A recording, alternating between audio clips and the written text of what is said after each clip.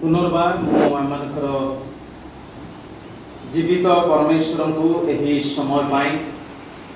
धन्यवाद एवं कृतज्ञता ज्ञापन करुच्छे। प्रभु आज दिन में सानिध्य को आसी अपना रक्तरेखित लोक मध्य उपस्थित ही सेवा करिवार सुযোগ देइछन्ति। तेणुकरी प्रभुकर महिमा हो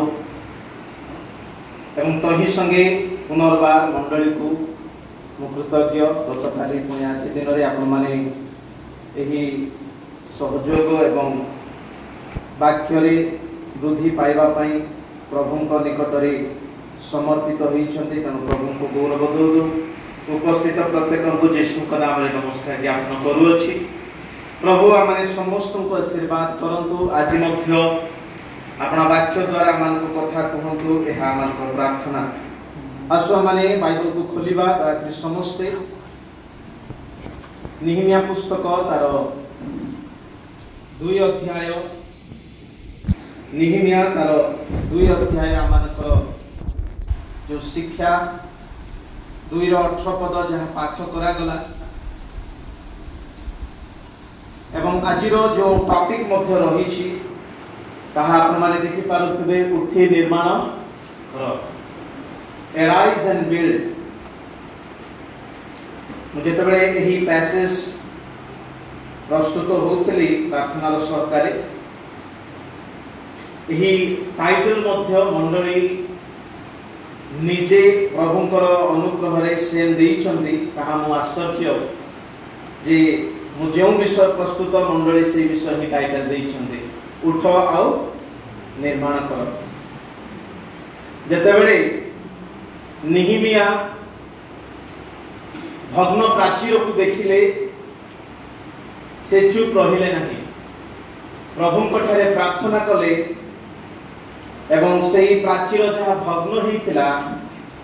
एवं जो समस्त विषय नष्ट होइथिला ताहाको पुनर्बार गठन करिबा पाए पुनर्निर्माण करिबा पाए से समर्पित हेले। आज अनेकंकर जीवन आज अनेकंकर परिवार अनेकंकर भविष्य अनेक युवा युवती मानकर जीवन मध्य भग्न अवस्था रे रही और ताहाको पुनर्बार निर्माण करिबा प्रभु चाहती। आज ये वाक्य द्वारा प्रभु आमान को दया करंतु जे आमने आमानकर भग्न जीवन भग्न परिवार नूतन भाव रे प्रभु को ठारे गठन करू। हालेलुया। कारण बाइबल लेखा अछि भग्न विषय सदा प्रभुंकर ग्राह्य बढी अटे। आमे जेतेबेले किछि शॉप को किनिबा पई जाऊ भग्न विषय केबे मध्य आमे किनिबा नाही। आमने क्वालिटी देखू एवं जहाँ उत्तम ताहा ही किणु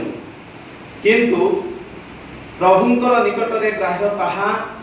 जहाँ भग्न ही अछि। काहेकि कारण प्रभु ही भग्न विषय को पुनर्बार गठन करिपारे। प्रभुंक छड़ा आउ केही मध्य भांगी जाइथिबा विषय को नुआ करि परिबे नहीं। आमे जदि जोता छिंडी जाए मुची पाख को जाउछु कारण मुची जोता को आउ थरे सिलाई आउ ठीक करि पारिबो। जदि कपड़ा छिंडी जाए ताहले टेलर पाख को जाउछु कारण कपड़ा को सिलाइबा कार्य टेलर रटे। किंतु जीवन जदि भांगी जाए जीवन जदि भग्न हो जाए परिवार जदि भग्न हो जाए ताहले का पाख को जीवा केवल प्रभु को पाख को। कारण जीवन परिवार को गठन करिवार दायित्व काहर प्रभुंकर। तेणु आज समर्पित एवं प्रार्थनार सहकारे वाक्य सुनो। प्रभु आज आमर जहाँ भग्न होइछि से दिन निहमिया भग्न प्राचीर दग्ध होइतिबा सब द्वार गुड़ाक देखिले बोझग्रस्त हेले एवं नूतन भाव में गठन करने प्रभु आह्वान देले आमानकर निहिमिया होचंदी प्रभु यीशु ख्रीष्ट हालेलुया से जेते बेले आसंती हमर भग्न जीवन नुआ हुए हमर भग्न परिवार संपर्क मध्य नूतन हुए आज भी अनेक परिवार अछि भाई भाई मध्य रे संपर्क ठीक नहीं स्वामी स्त्री मध्य रे संपर्क भांगी जाइछि दूरता फाट आसी जाइछि अनेक मंडली मध्य आज दुर्बल हे जाइछि एथि पई आमानकर आत्मिक निहिमिया यीशुंकर आवश्यक रही कारण शैतान सब बेले भांगे यीशु सब बेले नूतन करते शैतान रो काम कोन भांगीबा शैतान विच्छिन्न करे किंतु यीशु कोन करंदी नूतन करते पाप द्वारा शैतान हवा आदम रो संपर्क ईश्वर को सहित जहा थिला ताहाकु मध्य से भग्न कला पाप मनुष्य को संपूर्ण नष्ट करे शैतान ए समाज को नष्ट करे मद शरीर को नष्ट करे जुआ टंका को नष्ट करे धन नाश करे ठीक से प्रकार कली द्वारा परिवार नाश हुए किंतु ए सब रे प्रभु आमन को कोन करंती नूतन करंती हालेलुया तेणु से प्रभु को समर्पण हे आज ए वाक्य द्वारा मु चारोटी कथा आपन मान को कहबा को चाहिबी ए चारोटी विषय जाक प्रथम अक्षर पी रे आरंभ तेणु हमें मन ध्यान दे सुनो जे आज ए मंडली रो 56तम वार्षिक उत्सव ताहा आमान को पाई परिवार पाई एवं परिवार रे मंडली रे प्रत्येक विश्वासी मान को पाई एक नूतन भाव रे पुनर्बार गठन हबार विषय हो एही प्रार्थना एही सिद्धांत हमारे प्रभु को ठारे रखू एवं ए वाक्य को हमें स्मरण करू एवं ए वाक्य को सुनी कार्यकारी करिया को चेष्टा करू कारण आमानकर परिवार मंडली पाई प्रभु चिंतित अटंते अन्य के चिंता करंतु बा न करंतु प्रभु चिंता करंते कारण ए मंडली को खिलिबा पाई प्रभु निजर रक्त देले आ ए मंडली पाई प्रभु चिंता करंती लेखा अछि पाउल कहिले मु एते ताड़ना पाइली दुख कष्ट अभाव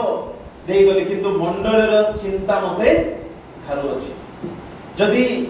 पाउल एते चिंता हले जे परमेश्वर जो प्रभु यीशु मंडली को गठन करिसंदी से केते अधिक चिंतित रहा तेणु हमरे विश्वास सहकारे वाक्य को यह ग्रहण करिया पे चेष्टा करू ए वाक्य रे कोन लेखा अछि कोन पढुछु ताहा बड़ नुहे बर कोन प्रभु कहिबा को चाहंती से लेखा द्वारा ताहा अधिक गुरुत्वपूर्ण अटे तेणु आमे हृदय को खोलू एवं ए वाक्य को सुनिया पे चेष्टा करू आमे निज बुद्धि आयोजन करू केबे भी वाक्य सुनिबा बेले मने रखंतु निज बुद्धि निज विवेक रे आउजिबा नाही सब बेले पवित्र आत्मा को ऊपर निर्भर करिबा दिने गोटे झियो से गाधीबा पई से जाईछि गोटे नवा शैम्पू आनी गाधुछि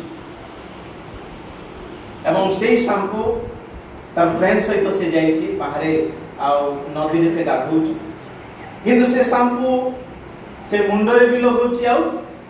कांध रे भी लगुछि तो एहा देखि ता फ्रेंड पचाले अरे शैम्पू तो मुंड रे लगांदी